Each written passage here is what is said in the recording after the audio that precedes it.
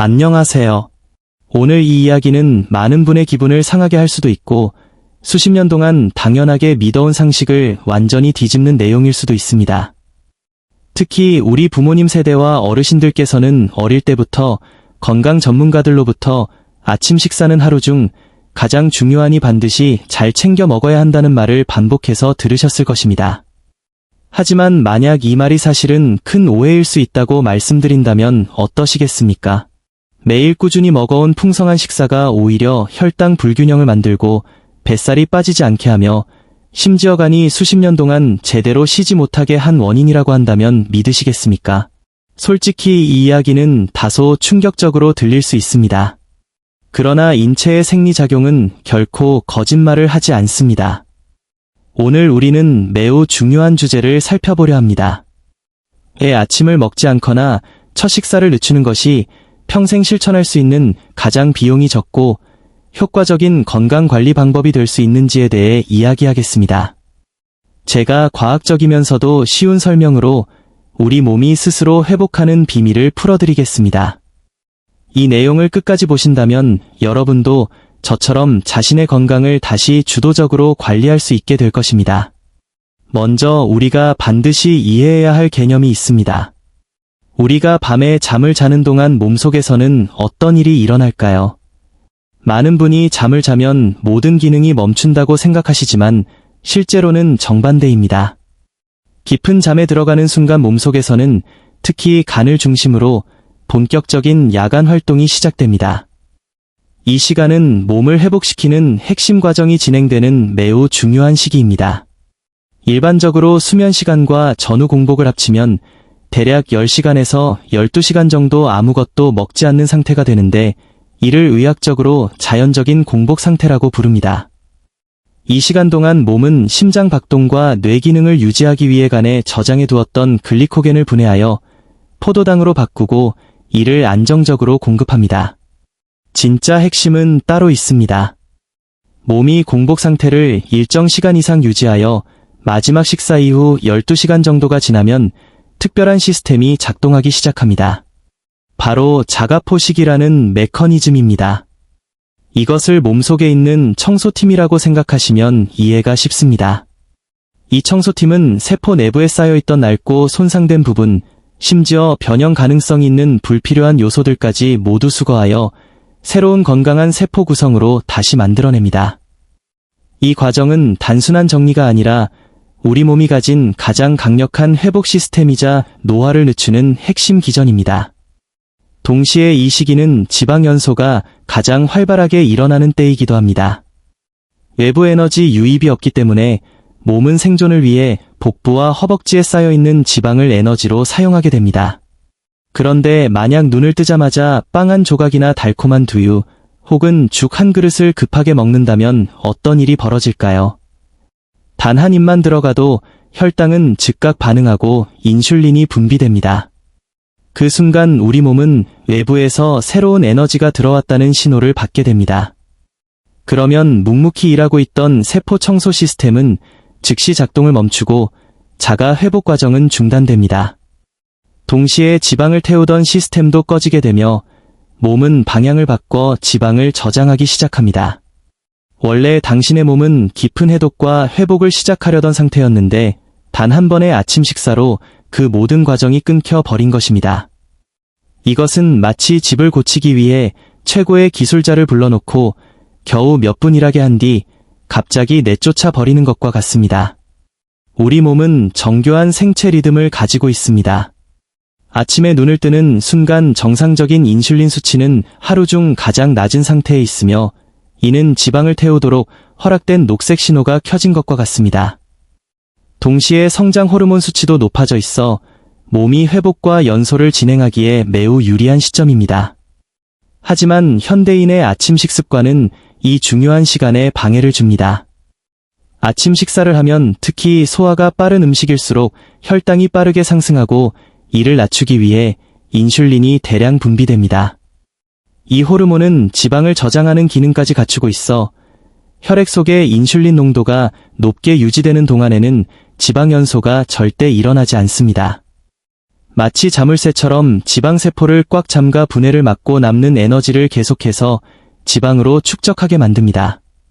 많은 분이 아침을 충분히 먹었는데도 10시나 11시쯤 되면 다시 배가 고파지거나 기운이 없어 간식을 찾게 되는 경험을 하셨을 것입니다.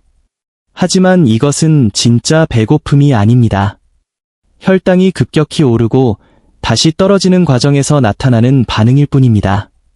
인슐린이 혈당을 지나치게 낮추면서 일종의 반동 저혈당 상태를 만들어내면 뇌는 즉시 에너지가 부족하다는 신호를 보내고 다시 음식을 요구하게 됩니다. 그렇게 점심을 먹으면 또다시 혈당이 올라가고 인슐린이 분비되는 악순환이 만들어집니다. 먹을수록 더 빨리 배고파지는 구조 속에서 인슐린 수치는 하루 종일 높게 유지되고 결국 세포가 인슐린에 둔감해지는 인슐린 저항성으로 이어집니다. 이 상태가 되면 음식 섭취량이 많지 않아도 체중이 쉽게 증가하고 복부 지방은 줄어들지 않으며 당뇨병이나 지방간, 만성염증으로 악화할 가능성이 매우 높아집니다. 어떤 분들은 아침을 기름지지 않고 담백하게 먹는다고 하십니다.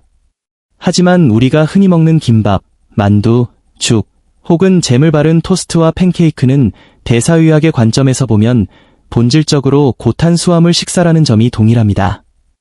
흰죽이나 쌀죽은 이미 빠르게 흡수되는 형태로 바뀌어 있어 혈당 상승 속도가 설탕보다 빠를 수도 있습니다. 시중의 즉석 오트밀이나 빵, 만두 역시 정제된 탄수화물로 구성되어 몸속에 들어가면 곧바로 포도당으로 전환됩니다.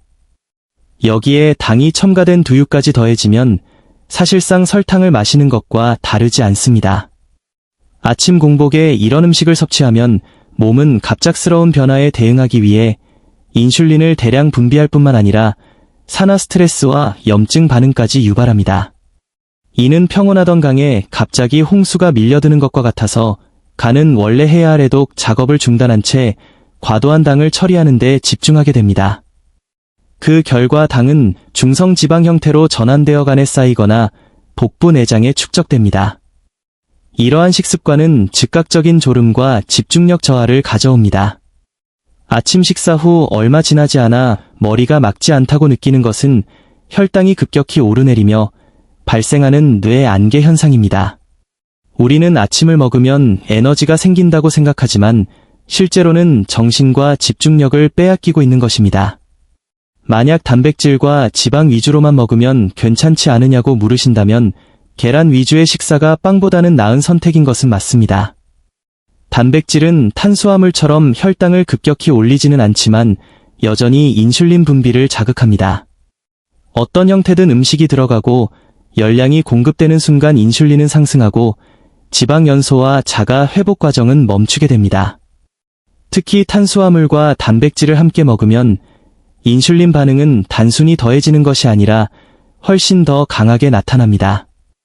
토스트 한 장에 계란과 우유를 곁들이는 균형 잡힌 구성조차 호르몬 관점에서는 대사 시스템에 부담을 주고 지방을 태울 기회를 완전히 차단할 수 있습니다. 수십 년간 이런 습관을 유지해왔다면 몸에는 이미 여러 신호가 나타나고 있을 것입니다. 아침에 얼굴이 붓거나 오후에 발목 자국이 남는 부종은 인슐린 수치가 높아 신장이 나트륨과 수분을 재흡수하며 발생하는 현상일 수 있습니다. 또한 지속적으로 높은 인슐린 상태는 몸을 낮은 수준의 염증 상태에 머물게 하여 이유 없는 관절 통증이나 피부 예민함, 만성 피로를 유발합니다. 겉보기엔 말랐는데 배만 나온 중심성 비만 역시 과도한 당이 사용되지 못하고 간과 복부에 쌓인 결과입니다. 최근 연구에 따르면 지방간의 주요 원인은 지방 섭취가 아니라 과도한 탄수화물과 잦은 식사입니다. 남성의 경우 높은 인슐린 상태가 탈모나 전립선 비대 문제를 유발할 수 있고 여성의 경우에는 난소를 자극해 생리불순이나 여드름 같은 증상을 일으킬 가능성이 있습니다. 밤에 화장실을 자주 가는 야간 빈뇨 또한 단순히 나이 탓이 아니라 인슐린 저항성과 관련된 경우가 많습니다. 제 개인적인 이야기를 나누어 보자면 저 역시 몇 년 전만 해도 아침을 든든하게 먹어야 한다고 믿었고 체중이 99kg까지 늘어난 적이 있었습니다. 매일 아침빵과 설탕 커피를 마시는 생활을 반복하던 중 오전만 되면 머릿속이 흐릿해지는 뇌 안개를 경험했습니다. 진료 중 환자 이름이 떠오르지 않거나 감정 기복이 심해지고 늘 피곤했습니다. 그때 대사의학을 공부하며 간헐적 단식을 접했고 제 몸에 직접 실험해보기로 결심했습니다. 식사 패턴을 서서히 조정하여 아침을 완전히 생략하고 하루 2끼만 먹는 생활을 유지했을 때 놀라운 변화가 나타났습니다. 무리한 운동 없이도 체중이 84kg까지 줄어들었고 복부 지방이 사라졌습니다.